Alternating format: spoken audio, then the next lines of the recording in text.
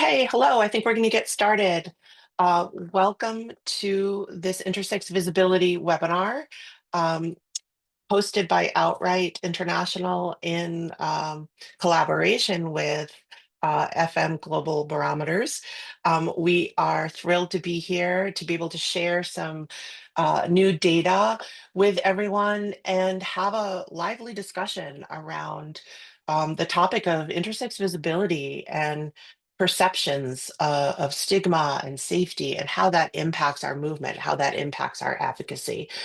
Um, this is appropriate to be doing this week. As many of you know, Sunday, October 26th is annual International Intersex Awareness Day, or as some of us intersex activists like to call it Intersex Awareness Month, because so much happens during this time, but it's like Intersex Christmas or whatever holiday you celebrate and get excited about. This is the big time.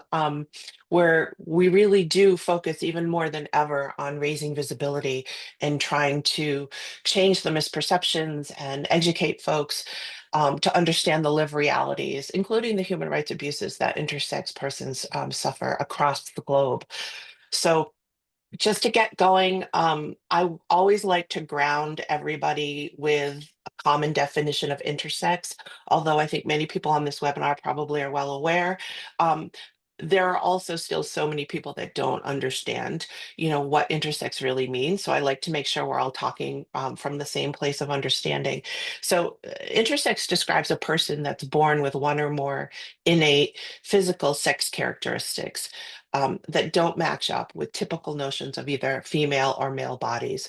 And so that can be things like external, things like genitals, or very often is internal, like chromosomes or hormonal levels or reproductive organs. And usually it's one or more combination. And there are about 40 or more different conditions that can make up intersex traits. And so people who identify as intersex um, must be born with these physical variations. Intersex is also, for many people, not an identity. It really is. It's factual. It's how you were born. It's your physical body, and many of us, including myself, do claim it as an identity as well because it speaks to the oppression and the discrimination and frankly, in many cases, the medical violence that we were subjected to as children. And so it's really a lived experience that I think, for me, the word intersex describes. And I'd love to hear from our panels today about what being intersex means to them as well. And we will get to that. We have had in our global movement a number of successes recently. We have had great progress at the United Nations with the Human Rights Council passing the first ever intersex resolution last year, and the Office of the High Commissioner just last month releasing a groundbreaking report really validating our lived experiences and making several recommendations to member states for change, for improving the well-being and upholding the rights of intersex people. We've had recent great success in Europe at the Council of Europe as well. And across the globe, we have a handful of countries that have also banned these harmful medical practices that we'll be talking about. So um, lots of good things coming out of our global movement, but it has been a long haul. I mean, this has taken decades, really. And so the challenges continue. In some ways, the challenges have increased despite the progress we're making at the UN level.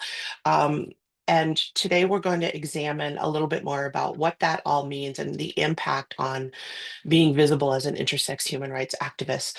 Um, before I quickly introduce our panelists, I want to encourage everyone here to use the Q&A function specifically versus the chat, the Q&A function, if you would. And anytime during this session that you have a question, please pop it in. We're going to leave time at the end to cover questions, including the ones that people put in the chat. But also feel free to ask questions live during that period. Um, so we have four incredible panelists with us here today, including three intersex activists. We have Christian Randelovic, who's the director of XY Spectrum in Serbia. We have Hiker Chu, the co-founder of Intersex Asia from Taiwan, and Obiama Gay. Did I say that right, Obiama? I've known you forever and I still stumble over it. But the amazing Obiama is the director of Intersex Nigeria and also chairperson of the African Intersex movement. And then last but certainly not least is Dr. Susan Dicklich Nelson, the director of F&M Global Barometers here in the United States. Again, I'm Kimberly Zieselman. I'm the senior intersex advisor at Outright International, also based in the US. And let's just get going. Susan, I'm going to hand it over to you to begin our discussion. Susan will be sharing some recent data relevant specifically to the intersex community's perceptions of stigma and safety, and help us start to examine more deeply what we can learn from the survey responses to better support our intersex advocacy. So turn it over to you, Susan. Great. Thank you so much, Kimberly. And everybody can hear me and everybody can see the slides. Yep, great. Okay. We're at the F&M Global Barometers. We're thrilled to be able to collaborate with you and Outright International to share some of the preliminary findings of the F&M Global Barometers Perception Index. So the F&M Global Barometers is housed at Franklin and Marshall College in Lancaster, PA. And if you're interested in learning more about it, you can access our website. Since 2011, we've been quantifying how persecuting or protecting countries are towards LGBTQ plus populations. And specifically to today's presentation, we'll focus on individuals that identify as intersex, focused on the GBPI, which is a survey that we launched. The pilot survey was launched in 2022, and the most recent data that we'll be focused on today is from 2024. It was in collaboration with the Council for Global Equality, and the attempt was to measure the lived experiences of LGBTQ plus people worldwide. So the other barometers that we focus on look at sort of the state and societal protections based on international human rights laws. The perception index is focused specifically on lived human rights realities. And in the first survey, we had over 170,000 responses. So, of course, we were blown away. That was like, wow, how do we do that? Unfortunately, the second survey, which I think is also reflective of our realities today, only garnered about 40,000, but still a substantial amount given that it's worldwide focus. So, here is the methodology that we use. So we asked 6 basic questions, and it was very specific, very short survey. It took about 4 minutes, less than 4 minutes to complete. And the focus is on safety and gathering. If you look at the left panel, acceptance, how accepted do you feel, discrimination, fear of police, and violence. We used a Likert scale of 1 to 5 to measure the countries and the responses. And in addition to this, we had I'm sorry, I wish it was democratic, but 4 demographic categories. So you could answer based on your country, on your identity, sexual orientation, gender identity, sex characteristics, also age, and whether you were located in an urban, rural, or suburban location. And as you can see, we graded the responses A to F, 0 to 100%. And of course, we love colors, so we also color coded it. We added 2 new questions in the 2024 survey, which asked about the extent to which respondents shared their LGBTQ plus status and if intersex individuals ever experienced non-consensual surgical interventions. And we thank Kimberly for that, which at the last minute we put into our survey, and we were very happy to see some results. So you can see here, and just so you know who we partnered with, we had a number of different organizations that we partnered with, including uh, uh, uh, Outright International, sorry, Grinder, Eden, a bunch of LGBTQ plus NGOs and civil society organizations globally. So here are the results comparing 2022 and 2024. So this slide examines response rates, and basically you can see in 2022 we had 1,643 responses, individuals that identified as intersex, and in 2024 we had 520. So we had responses from 102 countries in 2022 and 84 in 2024, and our base level, 20 plus responses. It's kind of a low level, but given the overall response, that's what we had to work with. You can also see that the global intersex average in responses was 55% in 2022, and it dropped to 48%. So it's a 7% drop. So that's disturbing. What we wanted to focus on specifically today was the issue of visibility of intersex individuals. Again, this is 2024 data. And you can see that visibility is very meaningful to identity and interactions within society. So we have 7 countries only, unfortunately, which provided the highest number of responses from intersex individuals in 2024 on the GBPI. And you can see that the results of their responses shows variation in the visibility of intersex individuals in these countries.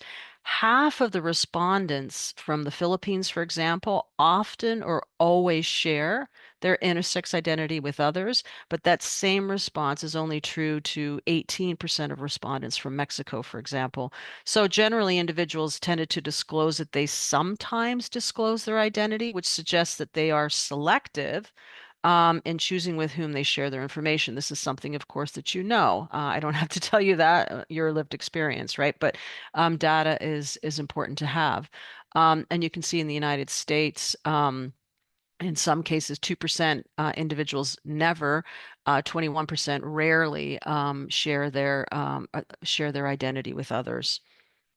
Okay. So the question, in addition, that we added to the GBPI in 2024 was specifically directed to intersex respondents on whether, to their knowledge, they had been subjected to non-consensual and harmful medical practices as a child, including medically unnecessary surgeries.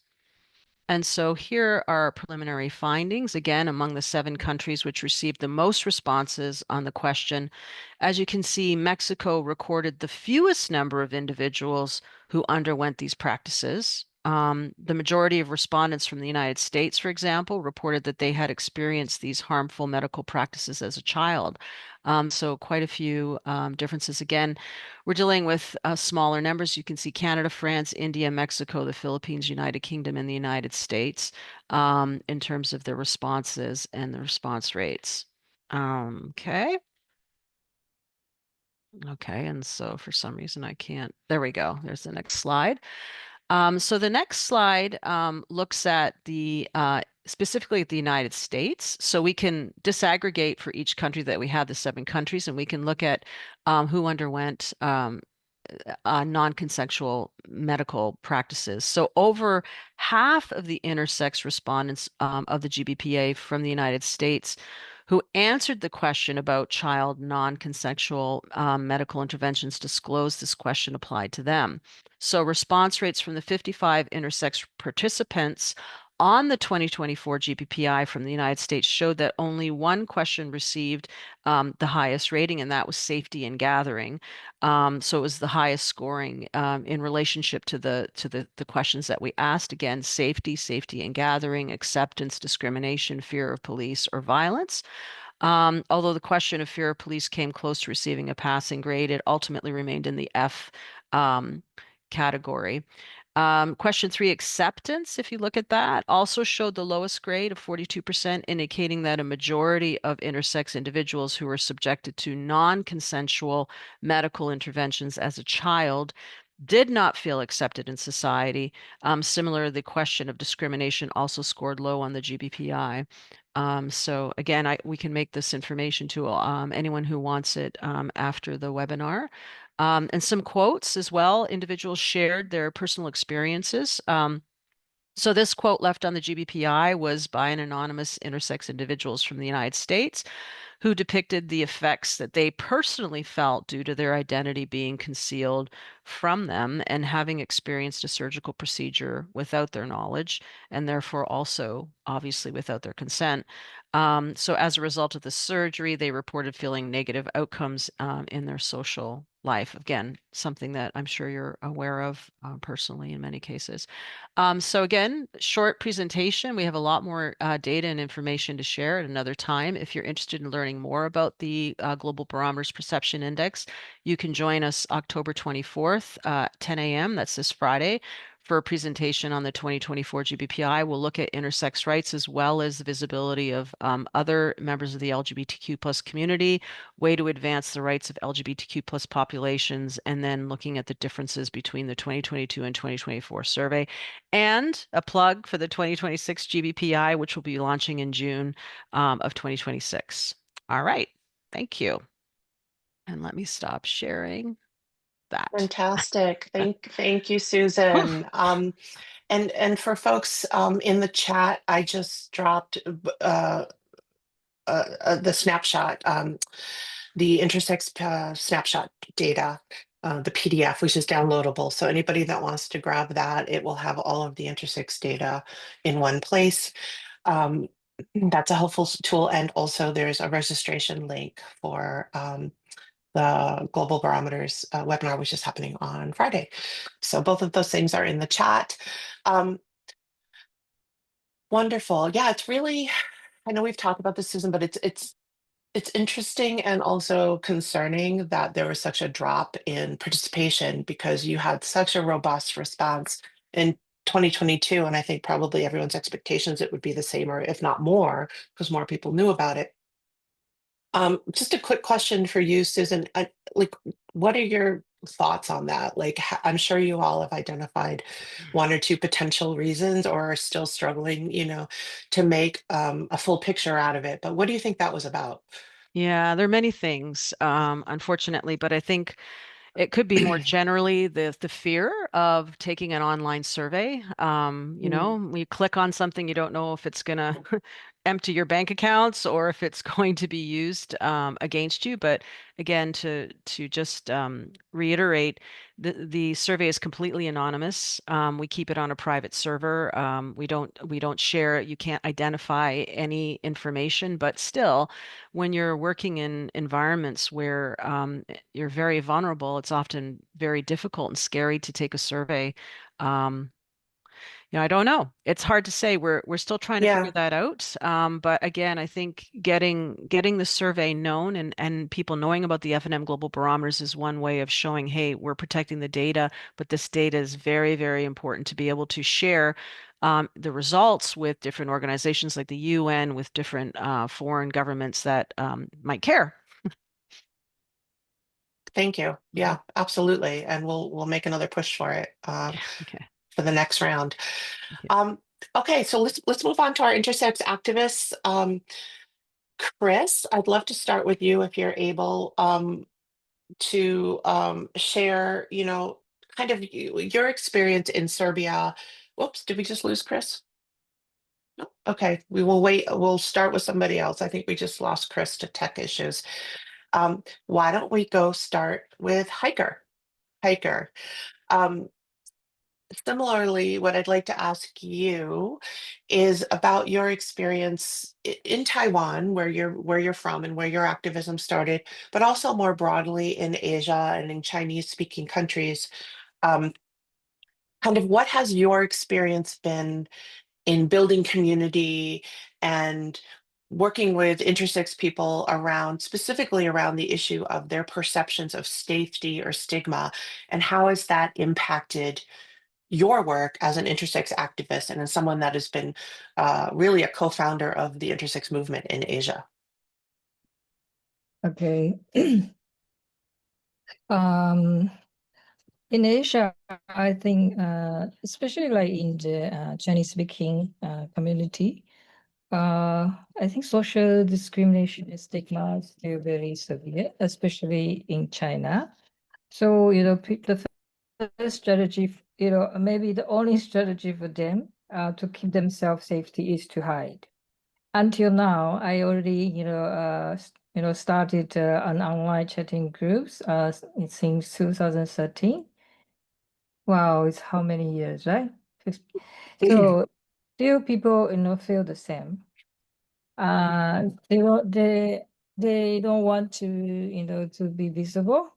So, and even though now you can see a lot of, video, like a short video online, like TikTok, something like that. There are people saying that they are intersex and trying to get more, more view. But my community people say those people are fake.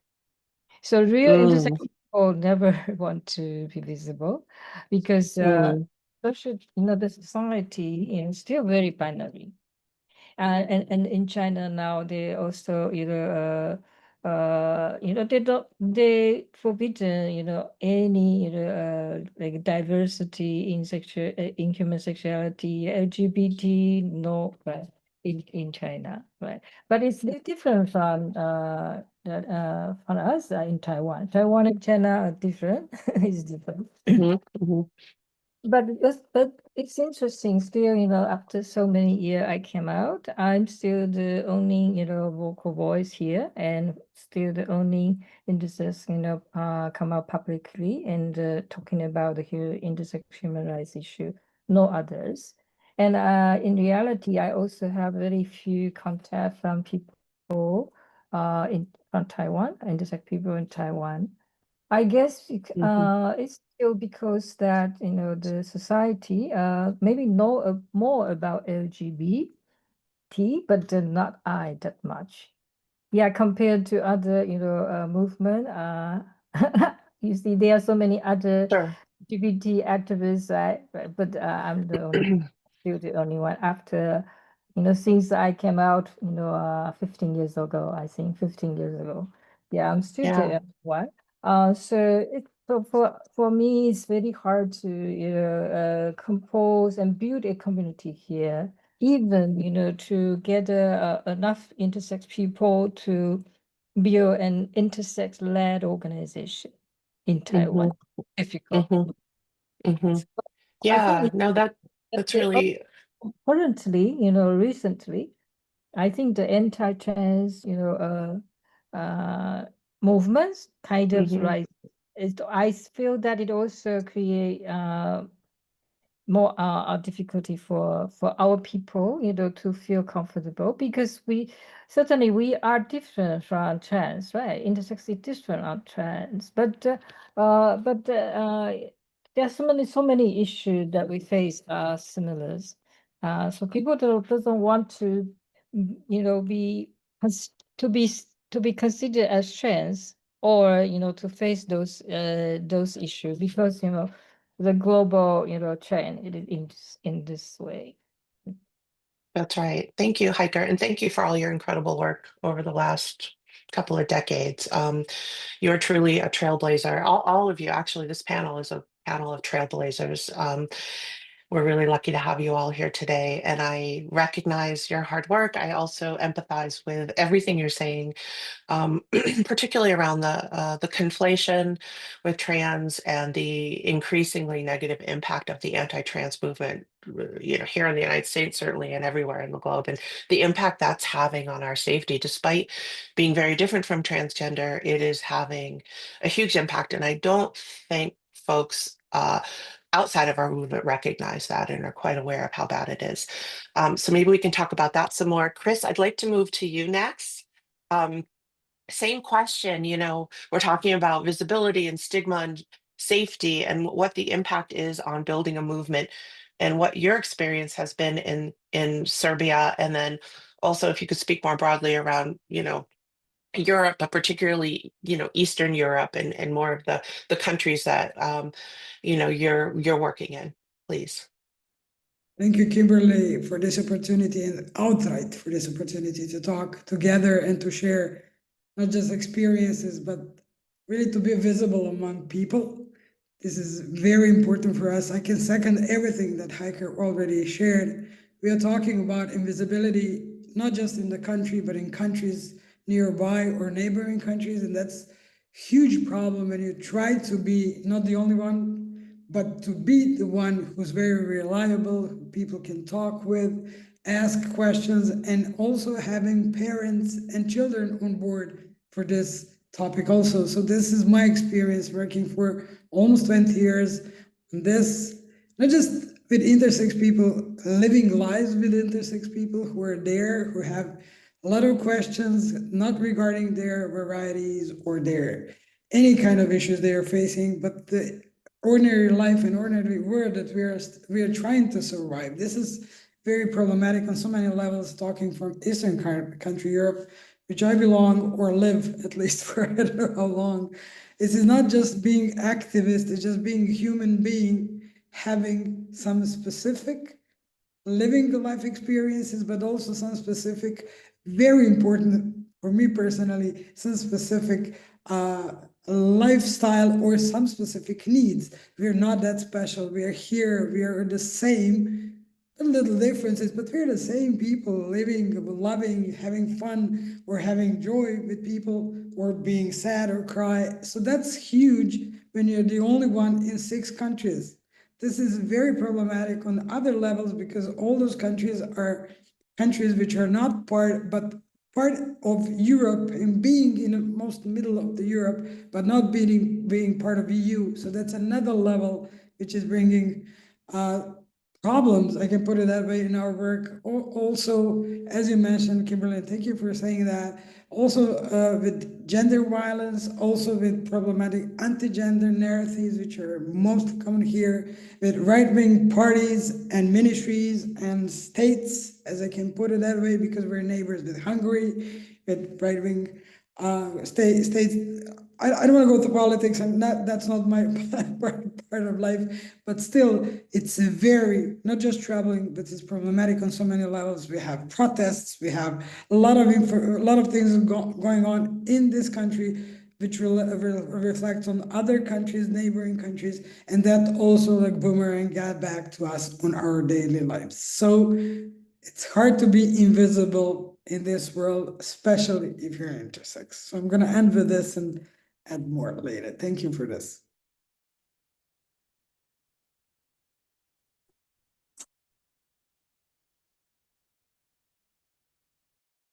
Kimberly, you are muted. Oh, I'm having a grand old time by myself here. Thanking you, Chris, for your hard work and your dedication. And I was just reflecting on, I've been an activist here in the US and now also working globally, but I can't imagine having done this for as long as you have in an environment where you're basically constantly alone. I mean, you don't have even a small handful of intersex people that you're able to work with on a consistent basis. Um, and I think that takes a toll. And I think that's something we also need to like lift up at that the work that many of us do is in isolation and without proper funding, et cetera, et cetera. And so this is really, really challenging work. Um, I'm hoping we can get to a point where we start to come up with some new strategies for kind of working around this. I mean, that needs to be our goal. Um, and building community, I know as you all know, but just connecting intersex people, even if it's anonymously, getting them connected, feeling peer support, and building community is the first step. I don't care where you are in the world to actually getting to the point of being empowered and doing advocacy in a way that will raise visibility and change laws and policies, et cetera. So this is a really, really crucial issue for our movement. And it's great to have some data that basically backs up like what your experience has been, what our experiences have been. Hopefully there are allies out there and funders who can see this in maybe more of a concrete way to help us advance the movement and tackle some of these issues. So I'd like to turn over to panelist Obiama to talk about similarly, what's your experience been in Africa, in Nigeria, of course, where you're based and where your organization is, but also from your vantage point on the continent, working with many people in different countries. I also am aware that, interestingly, despite having, I think, some of the same challenges, we're seeing a real growth in intersex people coming out, coming together, forming community that perhaps we're not seeing at the same pace, despite years of work in places like Serbia and Taiwan. So I'd love you to speak a little bit about why that might be and what your experience has been and what your challenges have been as well. All right, thank you so much, Kimberly. Hello everyone. I'm trying to see how I can summarize it because of time, because it's a lot. But first, I want to, first appreciate Haika and people like Chris and even yourself, Kimberly, because some of the work you people did earlier on, paved way for some of us in Africa, and also to blessed memory, Sally Gross, here from South Africa, in Africa, Julius Kawa. These are some of the people that actually took the bold step when nobody was actually talking about intersex in any way or any shape. So I personally always want to appreciate the efforts. So as an intersex activist, as an intersex person, growing up was like not even understanding anything at all. I was just growing up as a person. So there was no word of even intersex moving around. There were names people called intersex in Nigeria. They use hermaphrodites, they use someone that has disorder, that especially for babies when they are being discovered at birth. So here in Africa is a different ball game because there is this stigma and culture of taboo that is wrapped around being intersex. There's secrecy around it. Parents don't even want people to know that their children are intersex. That's the ones that have the physical traits. While people, when they discover their intersex at later on in life, whether adolescent or adulthood, they still don't want to acknowledge that this is their experience or reality. Not because they wouldn't have love, but the society does not give them that opportunity. And in Africa, like Nigeria, where I come from, societal discrimination is a huge, is a huge challenge, not just for intersex persons, but anybody that is found within what is not ordinary, what is termed ordinary. So that naturally created a room of great discrimination and misunderstanding and misconception in Africa. But surprisingly enough, doing this work that I've been doing for the past close to a decade now, and I've come to realize that one thing that has made African intersex activists to rise up and start speaking about their issues and challenges is the story that we started telling. We started telling our stories with bravery, with courage. People started coming out, speaking online. And sometimes, that conversation as at that time, most of us did not even understand what those conversations were, how powerful it was for us to share our story. We just did it because we're looking for visibility. We understand that visibility can be dangerous, but at that moment, what most of us were looking at was we want to share what we have gone through in life that people are not talking about, because we understood that we saw it as a secret, but we could not define it as a secret still at the same time, because we're like, is it that something is actually wrong with us? Or is it that people are not talking about it? Or is it that we are just few in society? So when we started telling our stories, we discovered that every corner of Africa, there was actually an intersex person. So through that storytelling, people started rising up, people started connecting. People were actually going to, message people that they saw their stories to say, oh, I want to connect with this person because my story sounds similar to this person's story. So that actually supported the African intersex movement to, start growing. We know that it started more at the southern part and eastern part of Africa, but currently there is intersex organizing around Africa, in different countries, up to 20 countries in Africa organizing in their own little way, even without no resources. The challenges are still there. Misconception is still there. Stigma is still there. Lack of access to healthcare and legal recognition. So there is a whole lot that is still happening, but that storytelling power helped us to become more visible, but there's still a whole lot that we still need as support in doing this work. So I just want to round it up that it was the need for us to become visible that we just took up that storytelling as the only option we had to become visible, and somehow it supported us. Amazing. Yeah, it's an amazing story. And, I'm well aware of the continued challenges across the continent, but I'm also, been observing for the last, 5 years or so, the increase in people coming out and sharing their stories in Africa. And it's just, and this isn't a place where, you referenced this isn't a place where stigma and misperceptions and, uh, I mean, even infanticide in some rural parts of Africa are happening. I mean, intersex babies with visible sex traits, upon birth are being killed and referred to as demons or bringing bad luck. So the fact that there are intersex activists brave enough and courageous enough to come out and tell their stories is really quite something. And um, I think this also underscores it, despite how rough and despite how uh, scary, kind of the safety issues really are, and the misperceptions really are, there's still a lot of value um, in sharing stories. And I think you have to come together as a community to do that, to feel empowered. I mean, one person standing out there alone is incredibly hard. And I know that's what, Hiker and Chris have been doing. I think particularly Chris in Eastern Europe, it's been very challenging. So I'm just curious if any of you, before we move on to questions, I would love to ask each of you to kind of respond to that a little bit, maybe going back to Hiker and, you know, thinking about what Obioma just shared about storytelling and thinking about all the work you've been doing yourself personally, Hiker, and also uh, collectively with activists that you've been mentoring and others have been working with.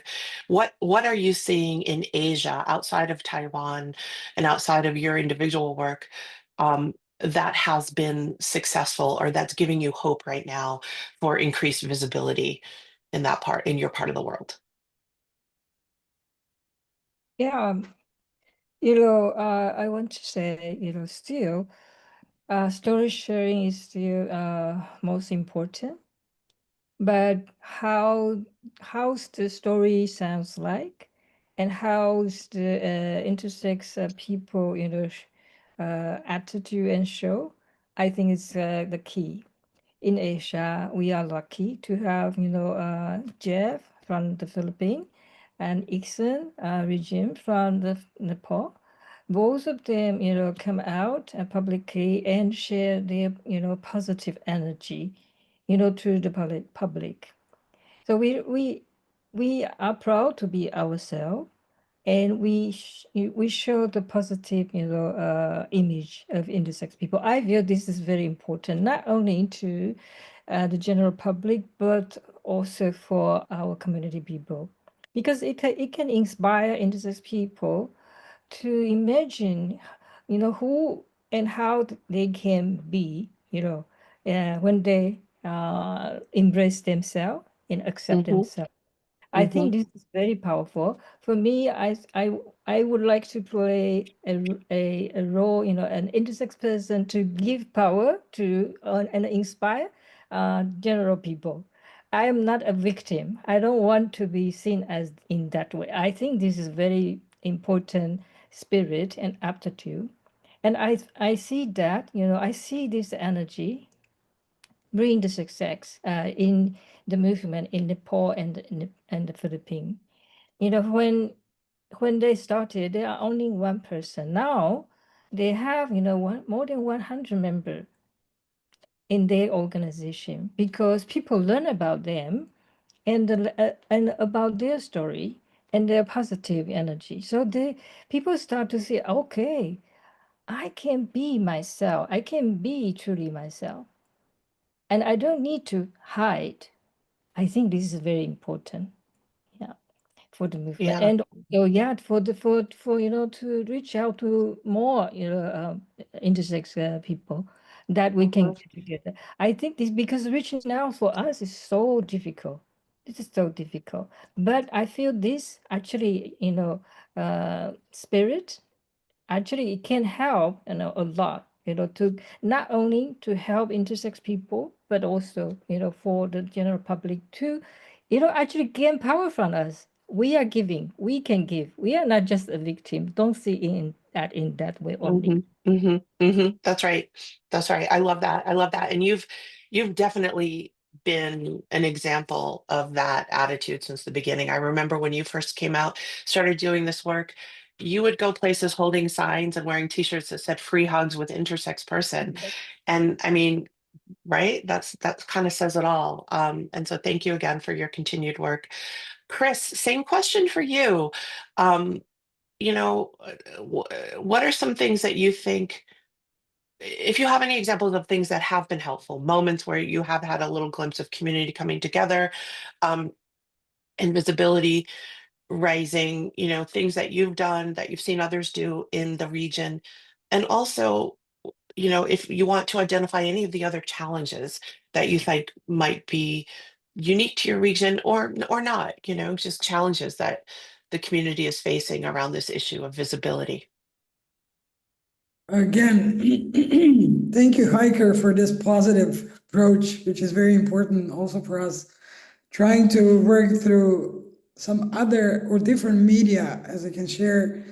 We issued like 2 years ago the first intersex comic book. It's graphic novel. It's not that comic, but it's about stories of intersex people, and it's the idea how to reach more, not just intersex people. That's a crucial, of course, to reach out to us and more people like us, but to reach out to people who don't know, they don't want to understand, maybe they cannot understand, or they're not ever heard about it. That's very, very problematic, and it's an obstacle in Serbia with a lot of negative comments. That's not possible. It's not realistic, and it's not from the God.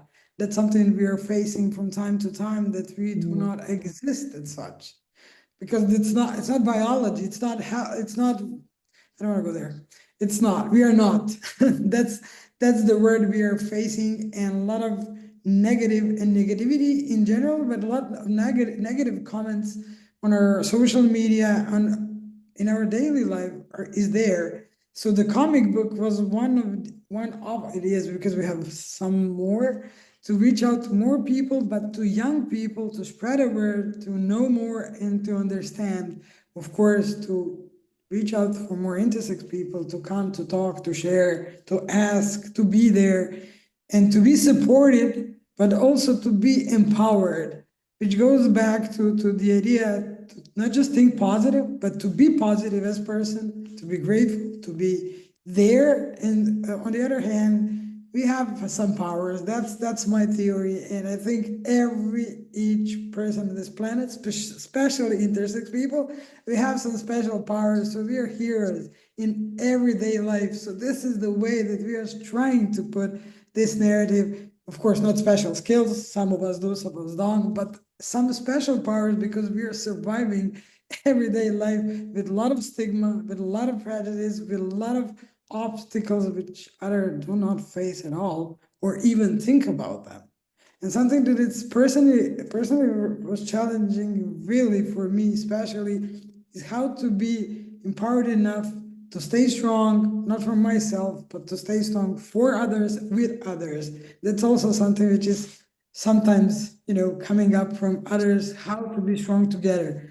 Very problematic for eastern part of Europe, not just the Balkan countries, but this part of Europe, is to gather people, to meet, to share. People are there, they're asking. That's why I can, for the students, for the information from the questionnaire, I can relate to that. People are not eager to talk, not eager to, they're not there to share, at least not publicly, but they're not sharing most of the time.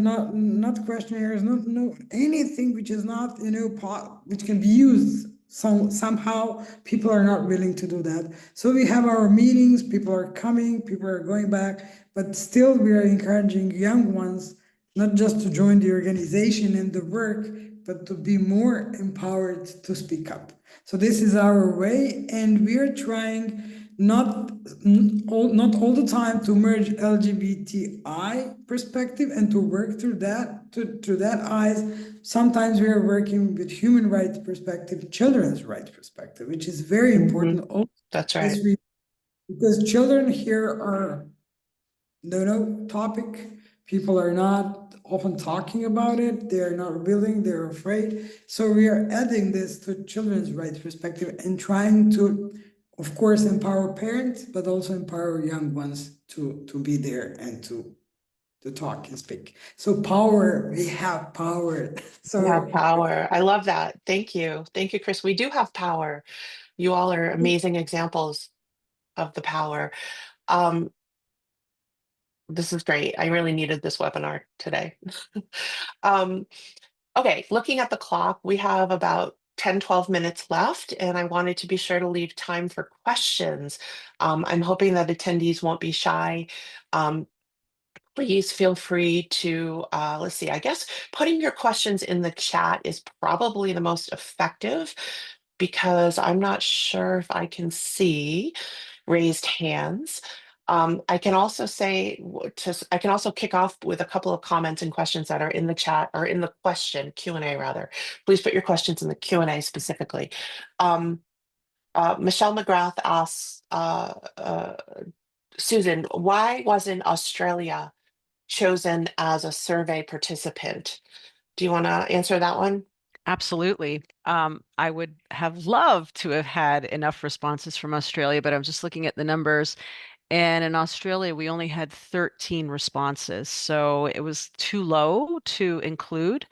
You mentioned Serbia, Chris. We only had 2 responses from Serbia. I hope one of them was yours.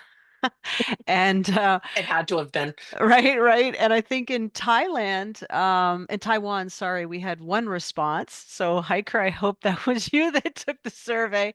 But unfortunately, the response rates varied, and we sort of put 20 as the lowest response. That's usually we go at least 30 or 50, but because the response rates globally were so low, 20 was sort of the benchmark that we were working from. So, I mean, we can definitely look at what the responses were from Australia, but again, there were only 13, so it really doesn't give us, that much information. But that doesn't mean that those voices aren't heard, and we'll make sure that that the responses are integrated into the overall global Right. averages when we look at intersex rights and intersex respondents.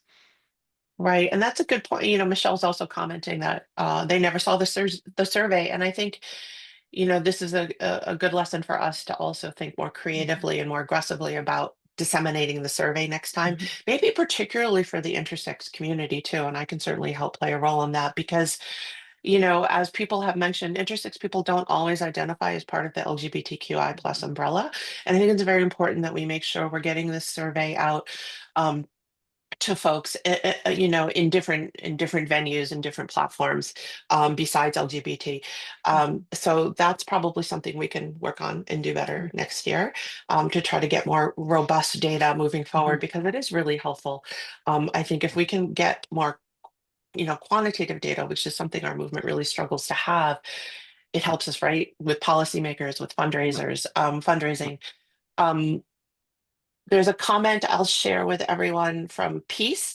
They love what Hiker said about not looking like a victim. I agree. Please share other ways that demonstrate this, So I don't know, Hiker, or does anyone else on the panel want to kind of reflect on that? Like, what are other ways we can reflect on not being victims, but being empowered and raising visibility in powerful ways? Any other thoughts, Obiama or Hiker? I really think that, being intersex is a special gift for us because our uniqueness is not replaceable. And also our, experience, diversity of experience, which is very different from, so-called normal people. I think it's our treasure. I would like to encourage intersex people to see it in this way, not always see our experience. Certainly, we have been, treated in a bad way, but don't always see in it from the negative part, and also see that, okay, why I cannot fit in. Fit in is not the only way, and we are forced to have the opportunity to live in a different way, and that is interesting. I think this is the treasure that we can share. We should. So I really think that, being intersex, our experience is our treasure. It's not our disaster. If we change this attitude to see ourselves, I think it will empower yourself a lot, and at the same time to enrich people around you. That's what I think. Thank you for that. Obiama, do you have any other thoughts, on, kind of creative storytelling, strategies that might work outside of Africa as well, for raising visibility despite, perceptions, stigma and perceptions of fear or around safety and discrimination.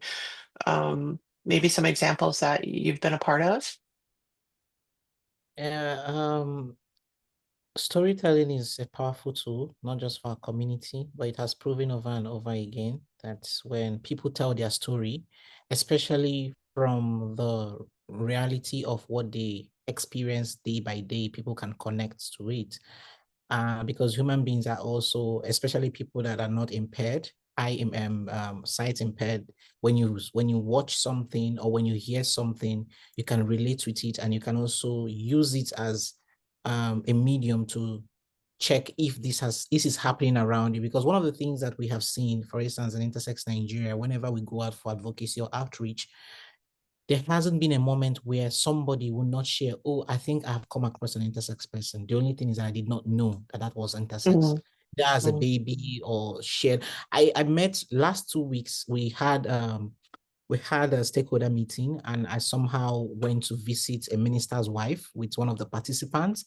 And when I met the woman, I was sharing what I do, as a person.